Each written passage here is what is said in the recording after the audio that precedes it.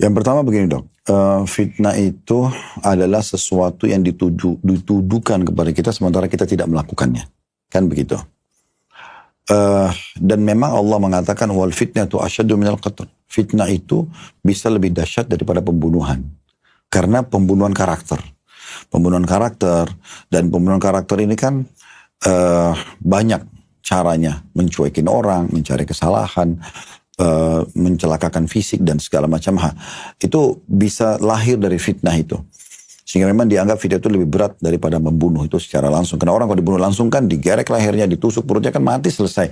Tapi kalau ini kan tidak, prosesnya lama. Tetapi dalam Islam dok, kita punya tauhid namanya. Mengesahkan Allah SWT. Kita punya akidah, keyakinan kalau Allah itu ada. Satu hal yang menenangkan setiap orang muslim itu kalau akidahnya kuat. Dia yakin sekali Allah itu maha melihat, Allah maha mengetahui, Allah maha mendengar. Dan Allah itu tidak tinggal diam dengan kezaliman yang ada. Ya. Cuma Allah datangkan dalam bentuk ujian. Tidak ada orang yang tidak diuji.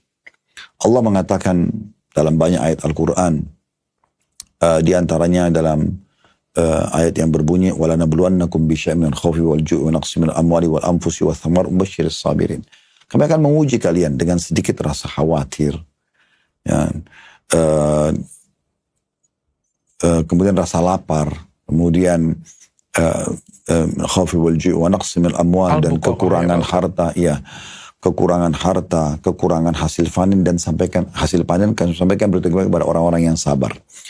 Jadi memang itu akan datang ujian-ujian itu dok. Dan umumnya ujian ini sebenarnya ada standarisasinya. Maksudnya dokter misalnya difitnah, semua orang pernah difitnah. Orang keselio, semua orang keselio. Orang sakit kepala, semua orang sakit kepala, gitu kan.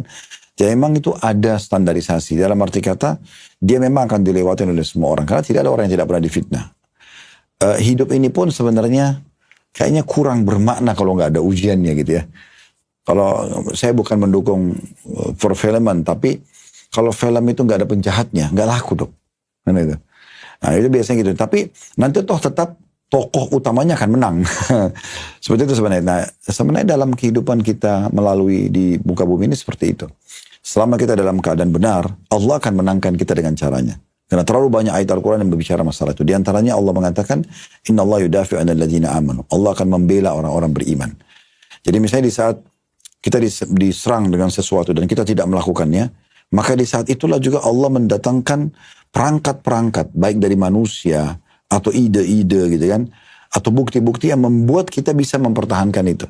Tinggal kita menggunakan perangkat-perangkat tersebut. Ibarat kita diserang oleh musuh pakai senjata, kita pun disiapkan senjata sehingga kita tinggal melawan, kan begitu. Nah seperti itu kurang lebih gambarannya.